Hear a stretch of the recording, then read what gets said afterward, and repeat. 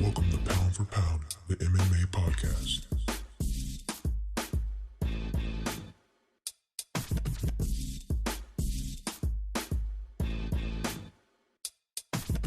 And now, coming to the mic, your host, Jalen Walker.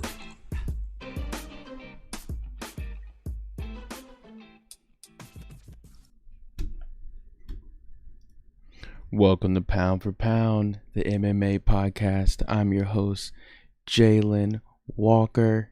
If you're listening to the podcast via Spotify, Apple Music, or any other streaming platforms, please make sure to also check us out on YouTube and click that subscribe button. Much appreciated. UFC 265, guys. It's here. Tonight at a sold-out crowd in the Toyota Center in Houston, Derrick Lewis will take on Ciryl Gane for the Interim Heavyweight Title. After negotiations fell through with Jon Jones, Derrick Lewis was next in lines to take on Francis Ngannou. Unfortunately, Ngannou believed he was not given enough time to prepare, leading to tonight's main event for the Interim Heavyweight Title. This card is stacked with big names like José Aldo, Michael Chiesa, Angela Hill, and etc., and a whole bunch more. This main event starts tonight at 10 p.m. Eastern Time on pay-per-view through ESPN+. We'll break it all down and much more, but first, a word from our sponsors at Manscaped. Attention listeners across the galaxy, all the way from Australia to Houston. Do we have a pube problem? If so, our friends at Manscaped have cleared you for takeoff with their 4th generation and brand new Lawnmower 4.0.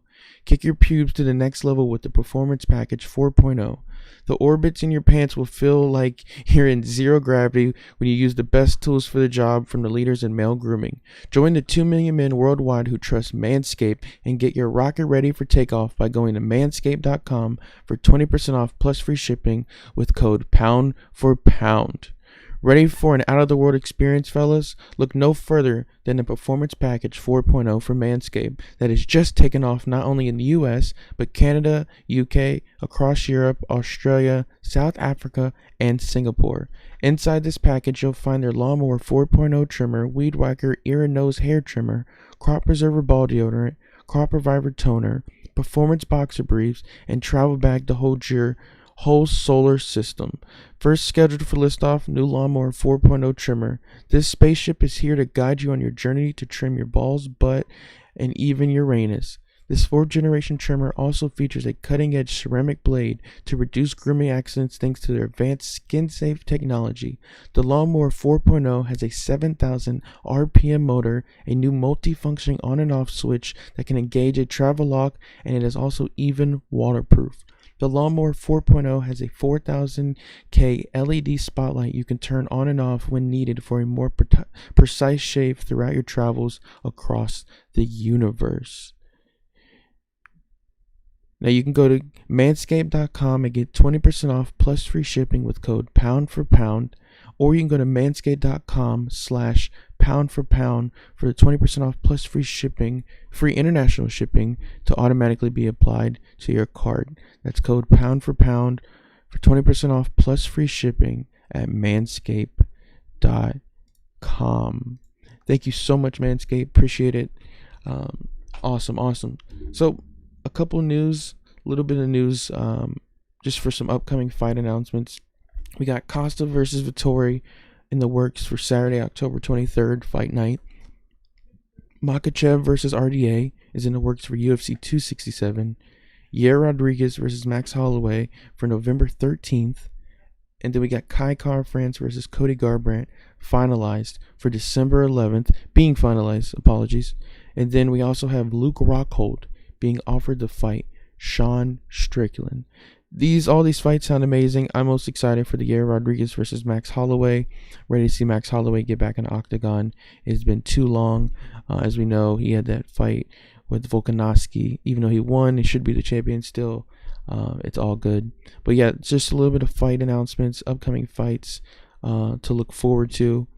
Last week, we had UFC Vegas 33 with the main event Uriah Hall versus Sean Strickland.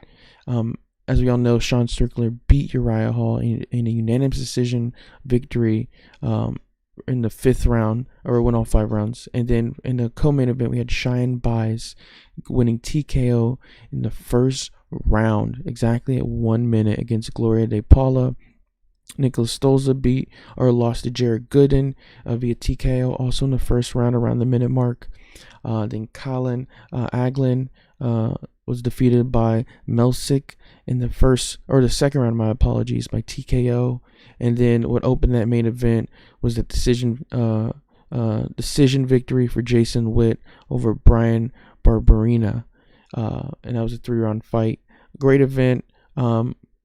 Sean Strickland did what we thought he would do to Uriah Hall. I was hoping Uriah Hall would have an ace up his sleeve and be able to get himself back into it. Unfortunately, that was not the case.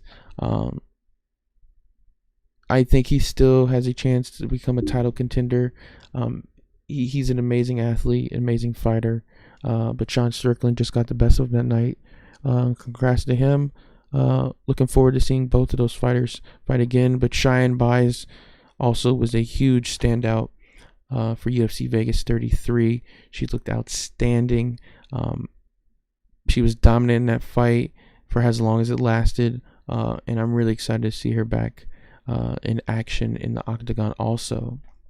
A great event. Congrats to all the winners. All right, now to tonight's main card, UFC 265 in Houston, Texas, sold out at the Toyota Center. We got the headliner, Derrick Lewis versus Ciryl Gane.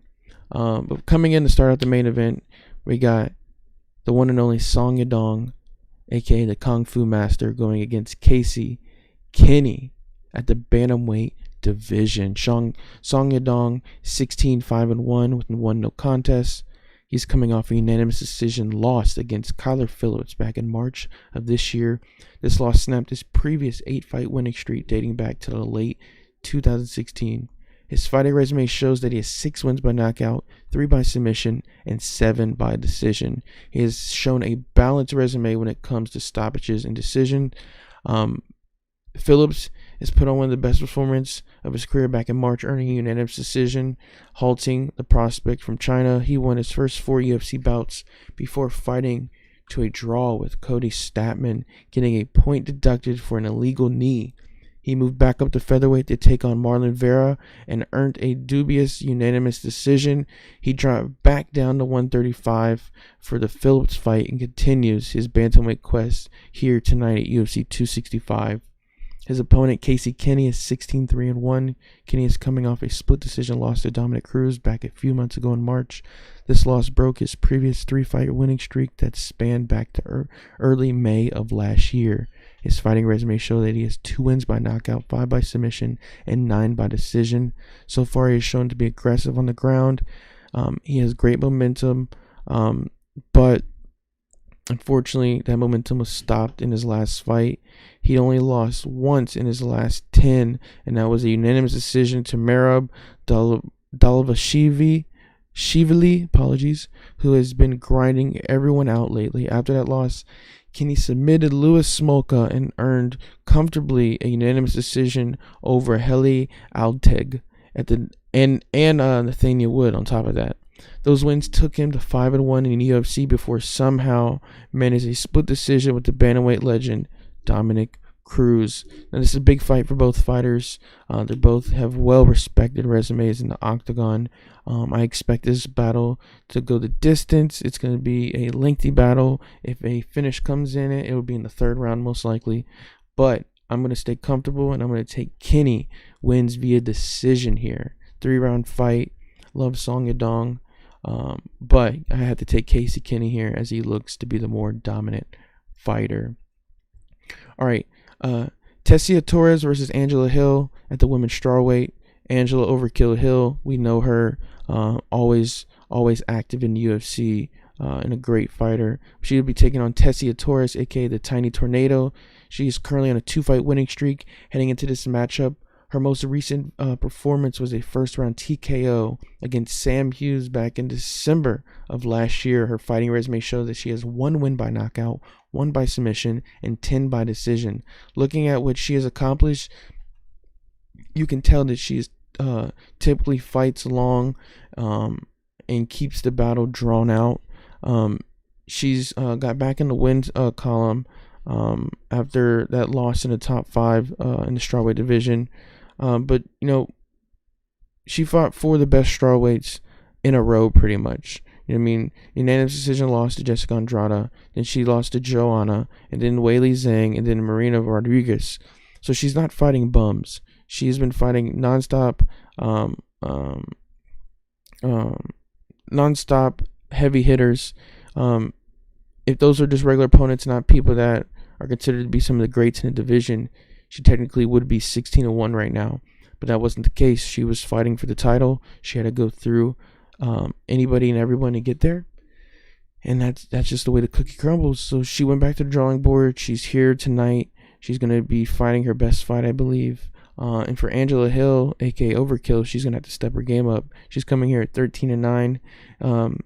She was able to break her 2-fight victory or 2-fight loss streak with the victory in her last performance. That was a unanimous decision against Ashley Yoder back in March of this year. She has 5 wins by knockout, 8 by decision, and so far she has not been able to land a submission.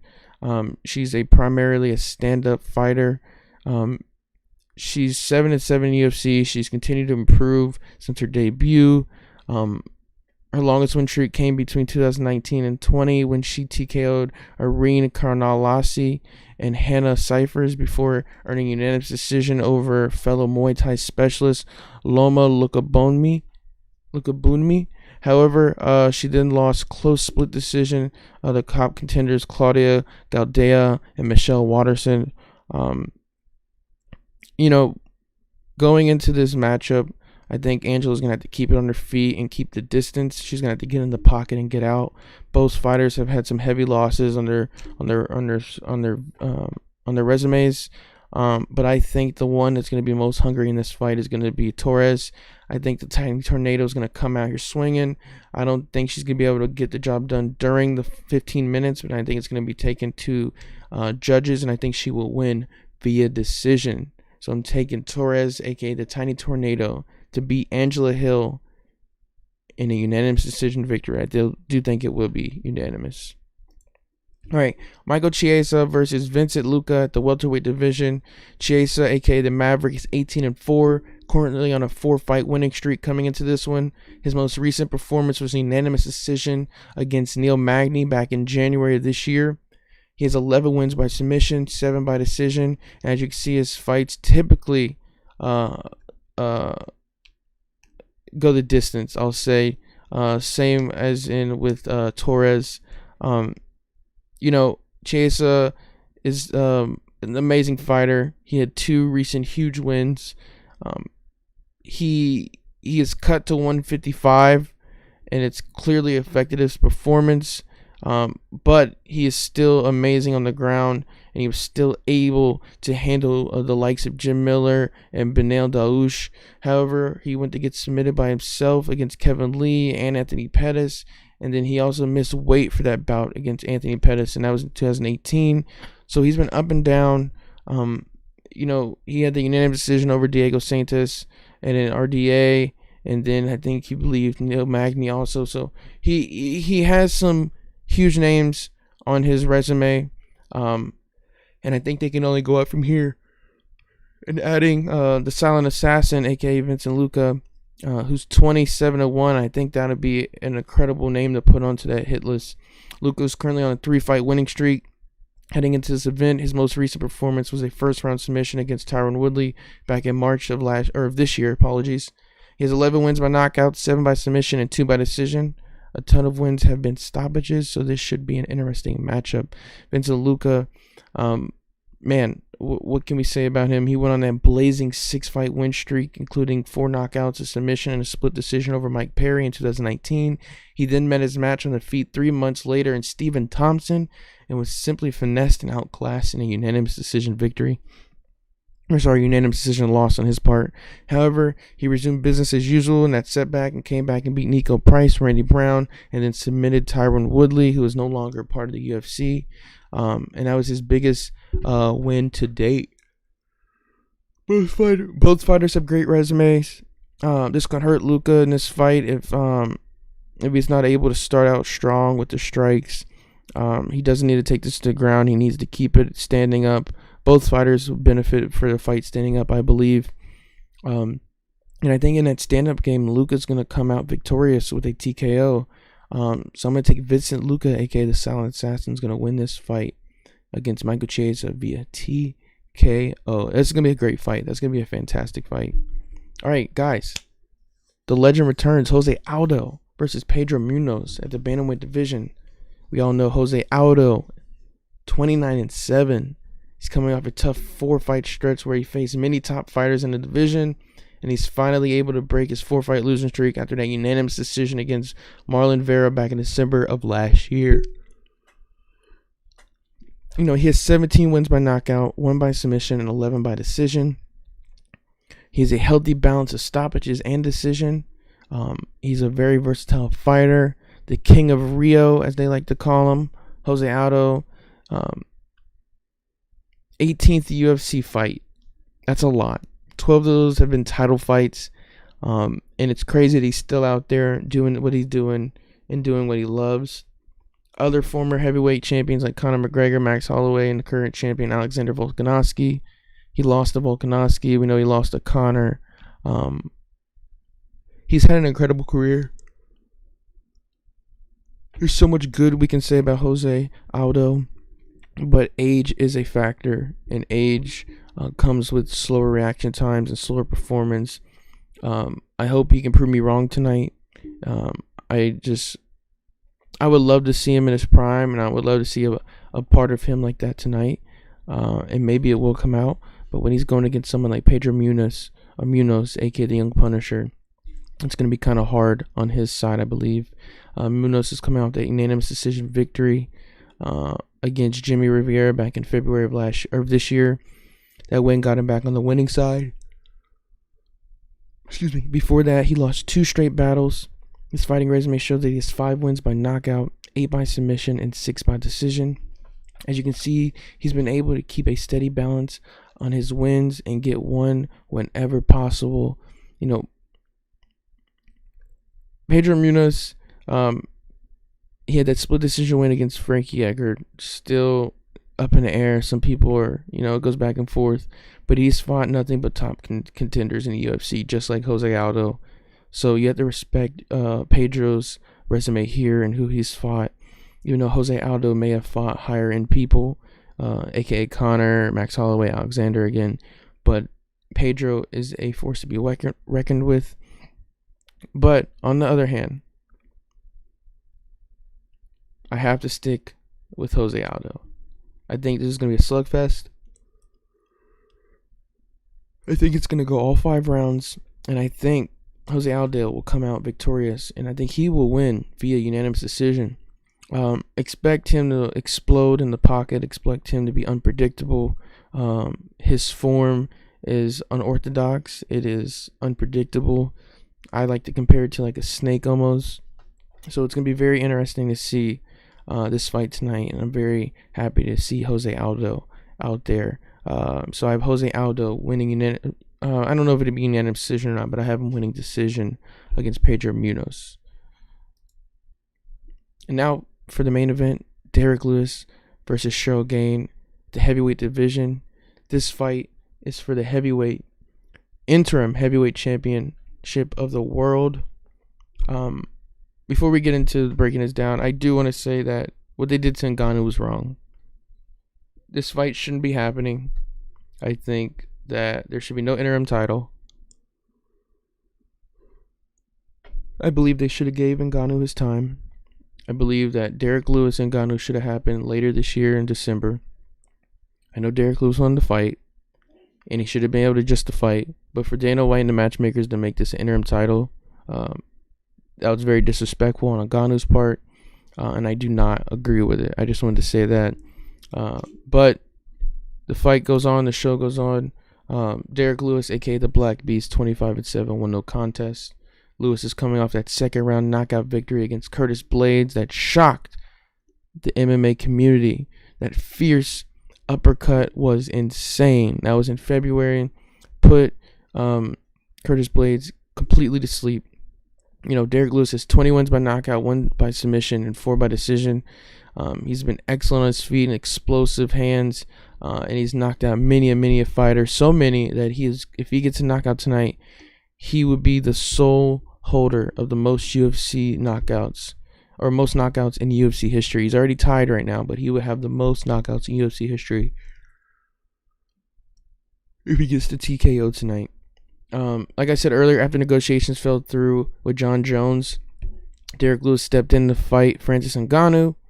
We know that fight was spoiled due to Ngannou not believing he had enough time. It was being forced to come back too early, which is completely understandable. After that fight was canceled, Daniel Cormier sorry, my apologies. After that, I was going to talk about how Daniel Cormier was talking with Derrick Lewis this week. But after that got canceled, they offered an interim title fight with Ciryl Gane and Derrick Lewis. I do feel like they offered an interim title because Derrick Lewis, it should have been a title fight, his next fight, but I think he should have waited. And it should have been against the true champ. But there's always a lot of funny stuff going on in the UFC. There's always some interesting moves and stipulations, I will say, that are being played out. But in the long run, we're going to get an excellent fight tonight. And Derrick Lewis is going to be going up against Ciryl Gane's Bon Gaiman at 9-0. We know who Ciryl Gane is. Gane has quickly moved up the heavyweight rankings and is now at the 3rd spot. His recent victory against Alexander Volkov, who dropped back down the 5th ranked spot, propelled him forward, and now he has a great opportunity to climb the ranks once again. His fighting resume shows that he has 3 wins, each coming by knockout, submission, and decision. He's versatile, and his ability to close out fights, but also fight long distance when needed, is crucial and would be the number one thing Lewis needs to watch out for.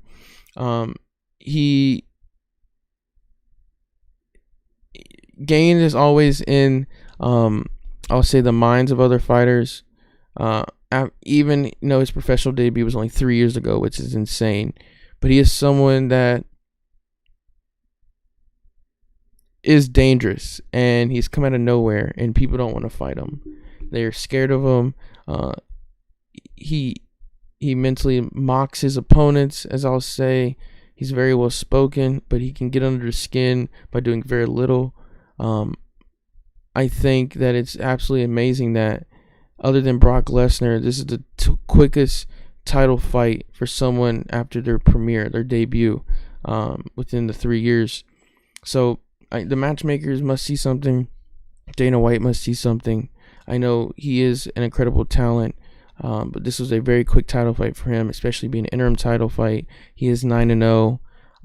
He is a different beast. He is a mix of Brock Lesnar, or Rosenstruck, of all these amazing fighters put into one. He's quick, he's agile, he's strong. He is a terrifying beast to reckon with. But the Black Beast is here to slay, and he's here to take out the competition to get to the title. I don't think anything will stop him.